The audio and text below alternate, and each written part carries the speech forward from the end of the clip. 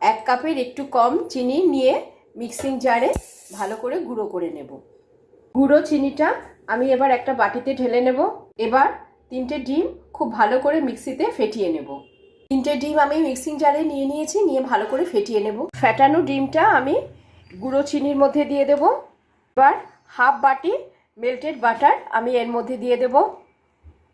প্রায় 1 চামচের মতন ভ্যানিলা এসেন্স এর মধ্যে অ্যাড করে দেব, যাতে ডিমের আষ্টে গন্ধটা না থাকে। এবার সবগুলোকে একটা হ্যান্ড ব্লেন্ডারের মাধ্যমে খুব ভালো করে ফেটিয়ে নেব। আমার এগুলো খুব ভালো করে ফেটানো হয়ে গেছে। এবার আমি কিছু ড্রাই ইনগ্রেডিয়েন্টস নিয়ে নেব, যেমন 1 কাপ ময়দা, এবার 1 চামচ গুঁড়ো দুধ, 1 চামচ কাস্টার্ড পাউডার, 1 চামচ বেকিং পাউডার, 1 চামচ বেকিং সোডা, সামান্য টেবিল সল্ট। সমস্ত ড্রাই ইনগ্রেডিয়েন্টসগুলো আমি ভালো করে চেলে নেব। ড্রাই ইনগ্রেডিয়েন্টসগুলো আমি খুব ভালো করে চেলে নিয়েছি। এবার আমি খুব সামান্য সামান্য করে এর মধ্যে অ্যাড করব, আর এটাকে মেশাবো কাট অ্যান্ড ফোল্ড মেথডে।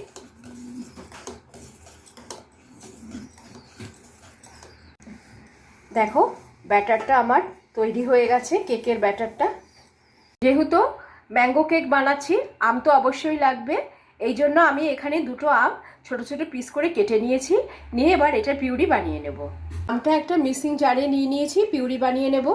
দেখো ম্যাঙ্গো পিউরিটা আমার বানানো হয়ে গেছে। এবার আমি ব্যাটারের মধ্যে দিয়ে দেব, দিয়ে ভালো করে মিশিয়ে নেব। দেখো ম্যাঙ্গো পিউরিটা আমি ব্যাটারের সাথে খুব ভালোভাবে মিশিয়ে নিচ্ছি। এবার একটা কেক টিন নিয়ে নিয়েছি এবং তাতে বাটার খুব ভালো করে মাখিয়ে নিয়েছি। ব্যাটারটা আমি টিনের মধ্যে ঢেলে দেব। এবার এটাকে খুব ভালো করে ট্যাপ করে নিতে হবে, যাতে ভেতরের বাবলসগুলো বেরিয়ে যায়। এখানে আমি আগে থেকে একটা বাসন আমি গরমে বসিয়ে দিয়েছিলাম, ঢাকনা দেওয়া বাসন। এবার এই স্ট্যান্ডটার মধ্যে কেকের বাসনটা আমি বসিয়ে দেব। কেকের বাসনটা আমি খুব সাবধানে বসিয়ে দিয়েছি। এবার আধা ঘন্টা টাইম দেব, তাতেই কেকটা হয়ে যাবে। আর ফ্লেমটা আমার একদম কমে থাকবে। দেখো বন্ধুরা, এখন আমার এই ম্যাঙ্গো কেকের মাঝপথ, তাই দেখো কতটা ফুলেছে। এবার আমি কিছু কুচনো আম আমি এর ওপরে দিয়ে দেব,